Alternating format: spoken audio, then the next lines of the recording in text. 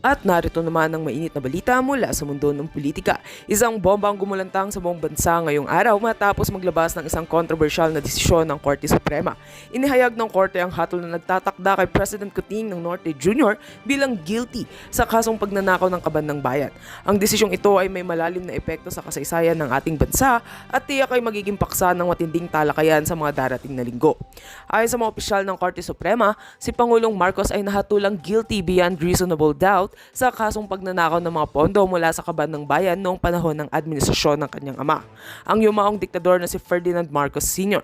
Ang kaso ay nag-ugat mula sa mga aligasyon ng malawakang katiwalian at iligal na paggamit ng yaman ng Estado na umabot sa bilyong-bilyong piso na nawawala sa gobyerno. Ang kasong ito ay nag-ugat sa mga dokumentong inilabas ng mga ahensya ng gobyerno at mga whistleblowers na nagsiwalat ng mga peking transaksyon at iligal na alokasyon ng pondo. Ayon sa mga eksperto, ang mga pondo na nawawala ay ginagamit sa mga proyekto na hindi na ipakita sa publiko, kaya't ito ang naging batayan ng mga reklamo laban kay PBBM. Bagamat matagal na umusad ang kaso, ngayon lamang ito matapos ang mahigit 3 dekadang paghahanda. Sa kabila ng mga aligasyon, patuloy na nagdepensa si President Marcos na siya'y walang kinalaman sa mga iligal na gawain at na hindi siya nagkaroon ng direktang kontrol sa mga pondo ng gobyerno noong panahon ng kanyang ama. Ayon pa kay Marcos, ang mga kasong isinampa laban sa kanya ay bahagi lamang ng isang political motivated na hakbang upang sirain ang kanyang reputasyon bilang leader ng bansa.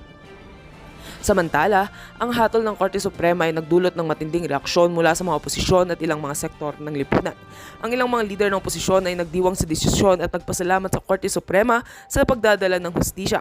Sa kabilang banda, may mga nagsabing ang desisyon ay isang malupit na pagsubok sa administrasyon ni Marcos at magdudulot ito ng malaking political upheaval sa bansa. Sa ngayon, nananatiling walang opisyal na pahayag mula sa Malacanang hinggil sa hatol na ito. Inaasahan na magiging masalimot ang mga susunod na hakbang ng gobyerno kaugnay ng desisyon ng korte. Ang mga legal na eksperto ay nagsasabing maaaring mag-apela ang Pangulo sa desisyong ito, ngunit may mga magsasabing mahirap nang bawiin ang hatol ng Korte Suprema. At heto nga mga balitang ating pagkakatutukan at kung bago ka pa lamang sa aking channel, ay huwag kakalimutang mag-like, share and subscribe para updated ka sa aking mga bagong balita dito sa Tatak Pinas.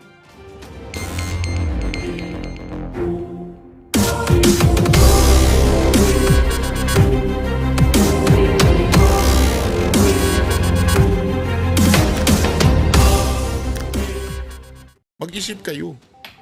Don't just listen to words. Tingnan ninyo yung ginagawa ng mga kasamahan ninyo, mga kilala ninyong vlogger. Ba't nawala yung ballpen? May nagnakaw, walang lalabas, may nagnakaw. Nawala tuloy yung ballpen ko dito. Yung pencil, Apple pencil ko na binigay ni Boss Randel. Wala. O anyway, tuloy na natin. May kupal kasi dyan na nagsalita Silang i-hold Mitch, sa salamat mga iba't ibang immigration counters kung saan man silang bansa. Grabe tinan mo yung nasa likod ni Trillanes Kita mo yung Trill nasa likod niya, talagang mayroon pang ganun-ganun. Style yan. Alam mo kung bakit? May nagkwento kasi sa akin. May nagkwento sa akin sabi sa akin. Kasi dating kasamaan din itong lokon to, sabi, yan si Trillanes, mahilig yan sa sa optics. Yung para magmukhang astig. Yung buhok niya hindi gumagalaw. Yung tayo niya ganyan. Para mukhang lalaki. Ganyan. Para mukhang gentleman. Tapos may mga security na akala mo mga pero sa totoo lang. Ewan ko kung security ba talaga yan o ano. Hindi, ganyan yan. May nagkwento kasi sa akin. Basta, ayoko na magsabi. Nag-iikot daw sa Caloocan yan, ganyan ng style. Yung parang siga, yung parang tipuno, gentleman, tapos maraming amuyog sa likod. May mga vloggers, kunwari sikat, pero wala namang kumakaway sa kanya. Ismail, kunwari meron kausap, tapos ibibidyo ng mga tanga niyang vlogger. Totoo. May ganyan. Pero nagkwento sa akin, wala nang pumapansin dyan, pumupunta sa Caloocan yan Walang pumapansin daw dyan.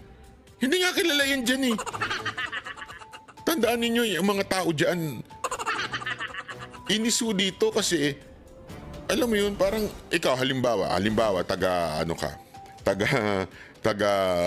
kunwari lang, taga Makati ka, di ba? Tapos, all along, hindi, wag naman Makati, sabihin na nating Tagalagro ka, Tagalagro. Ang pakit magsabi ng salita kasi ang pakit ng kwento ko Halimbawa, Tagalagro ka. Tapos ang hirap-hirap sa buhay sa Lagro. O, di ba? Tapos ang daming baha, ang daming problema.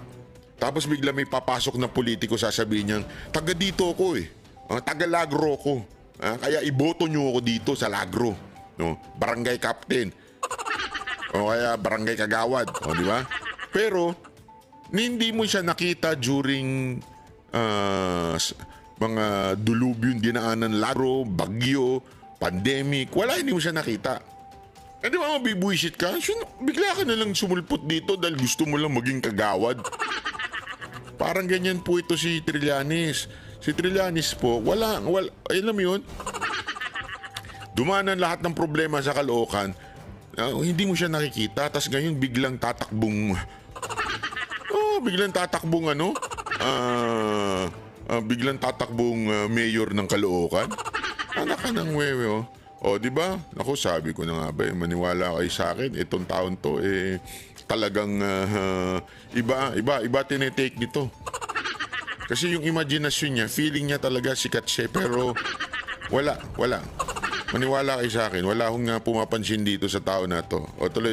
Pasok. Yan, tuloy. Wala na akong pandot-dot. Lalabas. So yun yung magiging sitwasyon pagka merong blue notice. Samantala, sa mensahe ni Solicitor General Menardo Guevara sa UNTV, sinabi nitong wala siyang impormasyon sa request para sa Interpol Blue Notice. Alam mo, ang kit-kit mo talaga, Trillanes, ano?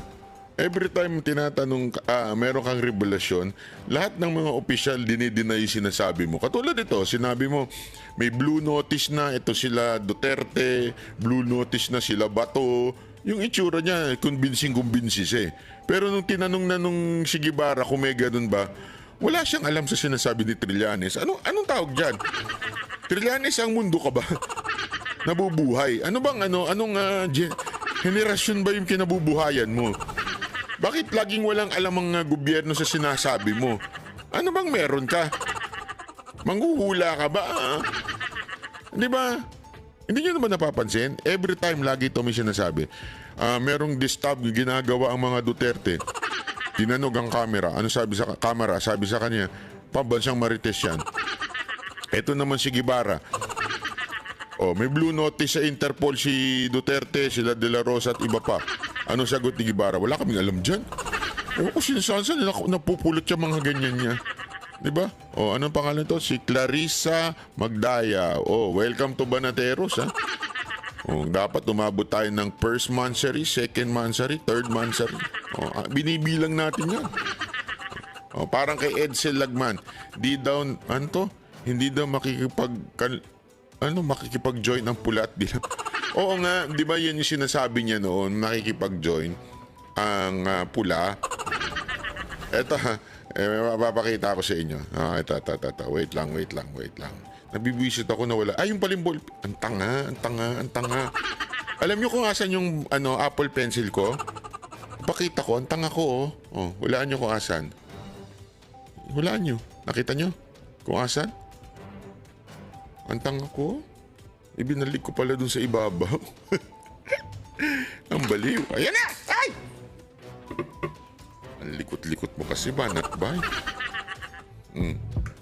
Tuloy. Pag-usapan naman natin kapirasyo to kasi ito. Tatawa ako dito eh. Ito atin na niyo. Mapapakita ko sa inyo. Ito na nangyayari sa bayan natin ngayon. Dati wala na itong mga ganito eh. Ngayon, balik na naman. Sinalakay ng mga hold-upper ang isang convenience store sa Biñan, Laguna. Ang isang empleyado tinutukan ng baril sa ulo at ikinulong sa stock room. Nasa frontline ng balitang yan, si Faith Del Mundo, exclusive. Pumwesto ang dalawang naka-helmet na lalaki Laguna. Mga hold-upper pala sila na nagmamanman. Nang makahanap ng tiyempo, pumasok sa tindahan ng mga lalaki. Tinutukan ng baril ang staff at pinapasok sa stock room. Mapapansing nawala na rin ang ilan sa mga kuha ng CCTV dahil pinapatay ito ng mga suspect. Kwento ng isang staff, matinding trauma ang naranasan niya lalo tinutukan siya ng baril sa ulo. Nangyari po yun, napasakit po ako. Tapos hindi na po ako mabasa. Kinuha ng mga kawatan ang kanyang bagong motorsiklo na hinuhulugan pa. Pagpasok po niya, akala ko po customer lang. Tapos po nung tinatanong niya kung sa akin ba yung motor sa labas, bigla niya pong nilabas yung baril niya. Tapos po, tinatawag niya ako papalapit sa kanya. Tapos tinatanong niya kung nasan yung susi. Bukod sa motor, nakuha rin ang ilang box ng sigarilyo, isang cellphone at kita ng convenience store na nasa 3,000 piso. Grabe, no? Dumating ang ilang barangay official kalaunan, pero nakalayo ng 2 suspect at isa pang babaeng nagsilbi umanong lookout. Ang palagay ko, mabilis ang pangyayari. Kasi mabilis din silang umangat dito eh. Pag ay malapit lang naman, siguro mga 2 minutes nandun na sila mula dito. So pagdating doon, tingin ko po sanay dahil sa kwento nung ating lupon, kinukuha pa yung susi nung kahadiyero na isa. Hindi ko po masasabing tayo palagay ko. Alam kasi galaw dito eh. So ibig sabihin, kung hindi man taga Binyan, malapit sa Binyan. Pinaghahanap na ng Binyan Police ang 3 suspect. Grabe, no? Ito. Ay, nako. Ito yung ito yung malupit na di ba? Ito yung mga bagay na nawala na sana nung panahon ni Pangulong Duterte. Nabawasan na. Kung hindi man talaga totally nawala, nabawasan na. May naalala kayong mga ganitong balita nung panahon ni Pangulong Duterte? Halos wala eh. Di ba? Halos wala po kayo nababalita mga ganito. Bakit ngayon ang lalakas na ng loob? LDS Banateras, maraming salamat po. Hindi ako ito, simple lang naman eh. Sa tingin nyo ba na kaya nawala ito dahil sa hindi malakas ang loob nila dati? Hindi ho. Alam nyo kung bakit bumabalik yung mga ganito? Kasi, di ba, paulit-ulit na sinasabi, ang ugat din yan ay droga. Ang tao, kaya napapagastos ng todo-todo at kailanganin ng pera ay dahil po they have to sustain yung kanilang bisyo na droga. Mahal ho kasi, LDS Banat. Jing, maraming salamat ha. Pinalitan mo pala pangalan mo, maraming salamat. Advance happy birthday para bukas. Hindi nga bukas! Ulit-ulit naman, August 6 nga bukas. Tagal mo na dito, hindi mo pa alam, Jing ha, ikaw ha. Hindi, alam mo yun, totoo talaga yun. Isipin nyo Kasi, siyempre, alam mo naman ang droga. Ang droga kasi, lalo na yung shabs, alam niyo shabs, di ba? Yung shabs po kasi, ang kwento sa akin yan, padami ka daw ng padami dyan Una nga, sabi nila, wag mong tikman. Kasi pag tinikman mo yan, may kasunod yan.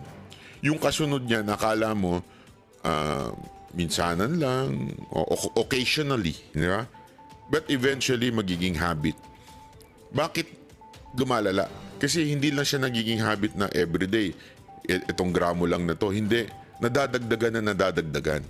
Kasi yung effect, parang nawawala na doon sa una mong tinake. So, take ka ng take. Kasi yung feeling nung sarap daw, yun yung gusto nila mangyari. So, padagdagan ng padagdag. Kaya nga, yung mga namamatay dyan, yung mga na-overdose. Diba? Bakit to? Sa sobra ng dami ng sinasaksak sa katawan nila. Kaya nga ibig sabihin po niyan, you really have to sustain yung droga na yan sa buhay mo, sa body system mo. Para magawa mo yan, gagawa ka ng krimen. Makinulop, salamat po, God bless, salamat, taba na teros. Ang droga, hindi makakuha ng droga. So yung mga tao, hindi rin naman nila kailangan. Pag nagdroga pa sila, pwede sila matigok. Diba? Ganun nangyayari. So, walang mga ganito. Tama, mali. Diba? Ganyan na nangyayari. Naputol yung live. Hindi, bili lang po kayo ng load. Pag wala talaga kayong load, mapuputol ang live. Joke lang po. Nagbabalita mula sa Frontline, Faith Del Mundo News. Isipin mo yung mga convenience store. Diba yan yung mga nawala nun yung mga petty crimes. Nawala yun dati. Nung panahon ni Duterte. Ngayon, wala na. Andyan na naman. Balik na naman. Tapos, ang gigipitin pa nila ngayon, yung mga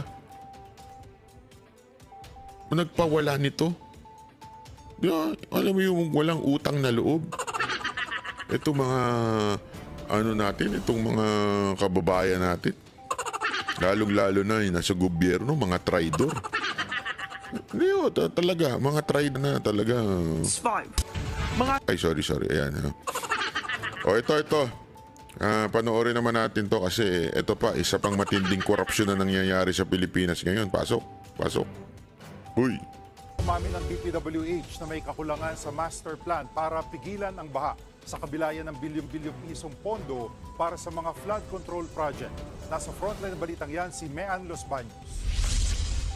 Paulit-ulit pa ring nakararanas ng pagbaha Sorry. ang Metro Manila at iba pang probinsya tuwing may habagat, bagyo at malakas na pag-ulan.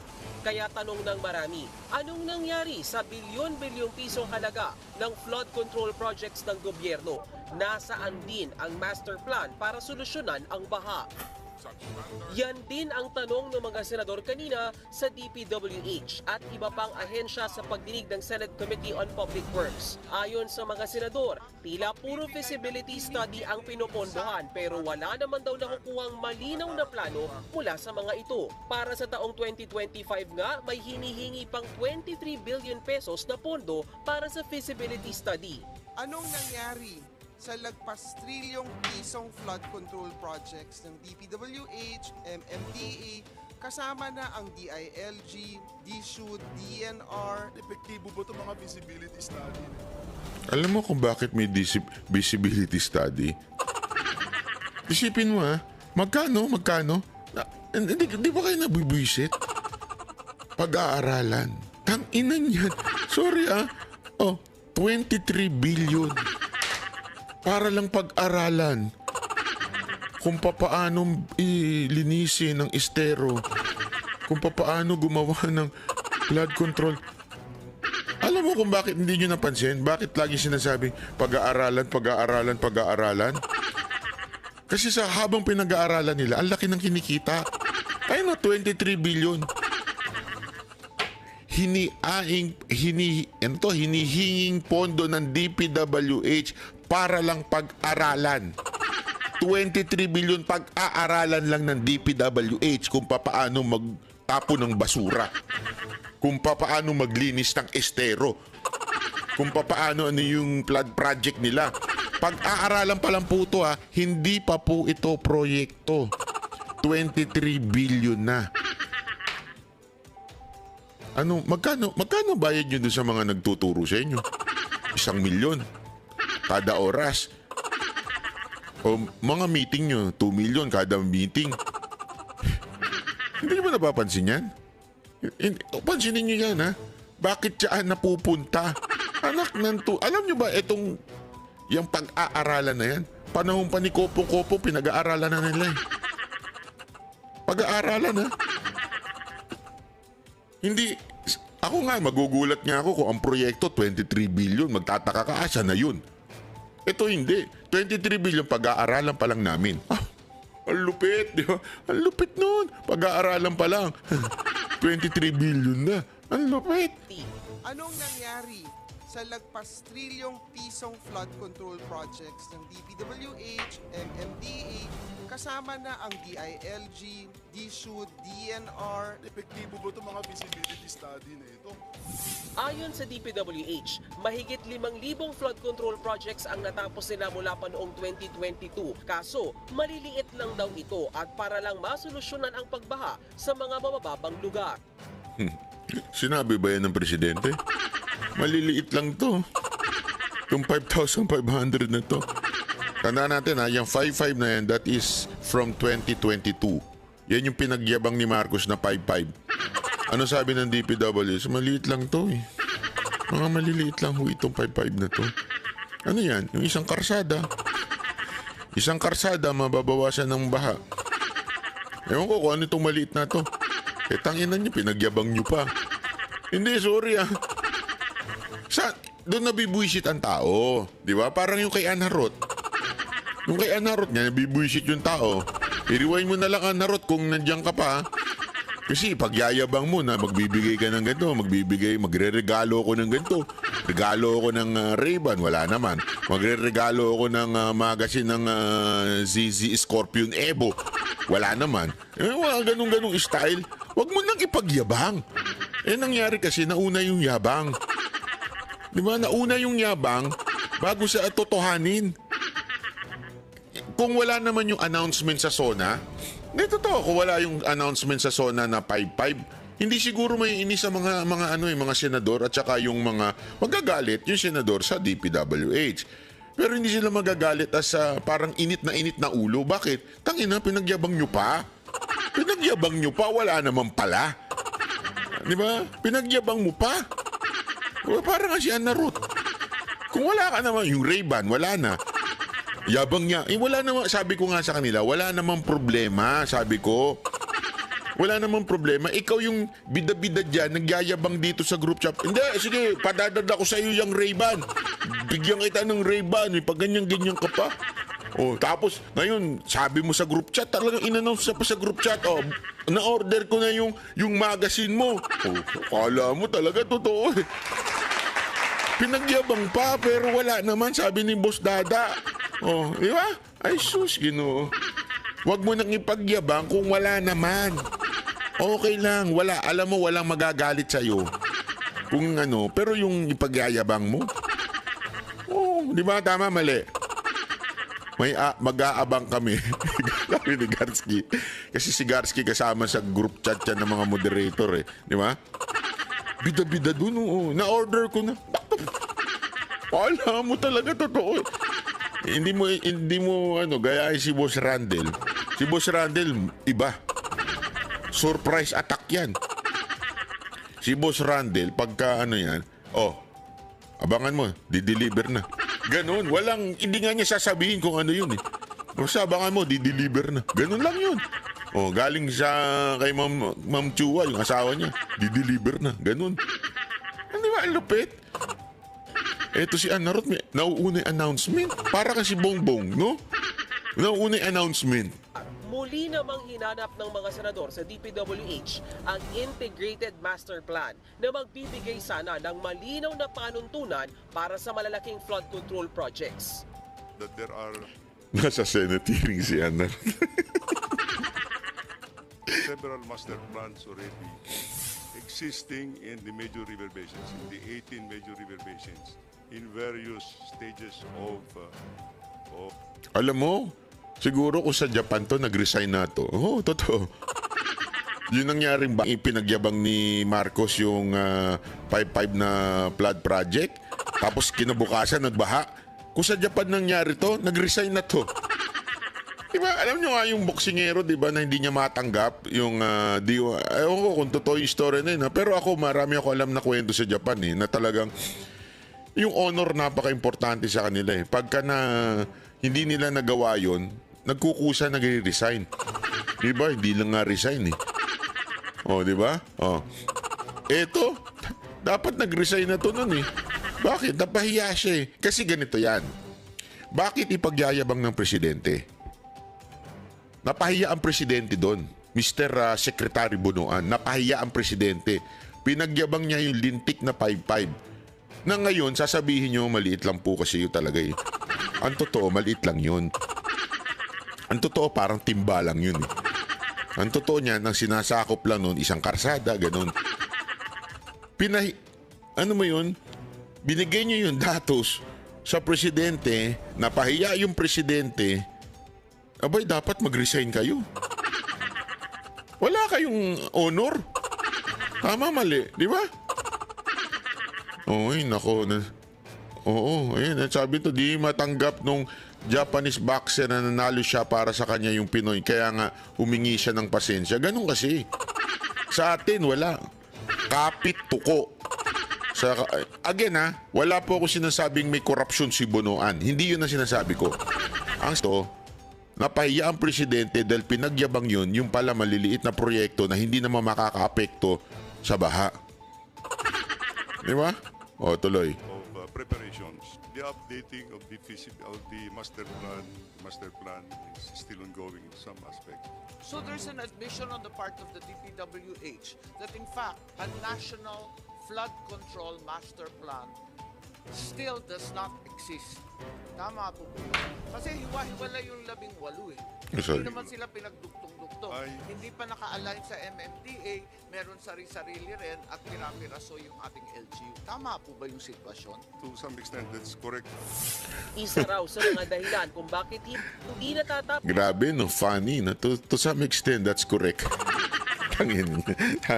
Wala talaga sa hulog. ang malalaking flood control Wala sa projects hulog. ay dahil Talay. kulang ang pondo. Pero ayon kay Senator Nancy Binay, nag-iiba ang plano para sa flood control projects tuwing nagpapalit ng administrasyon.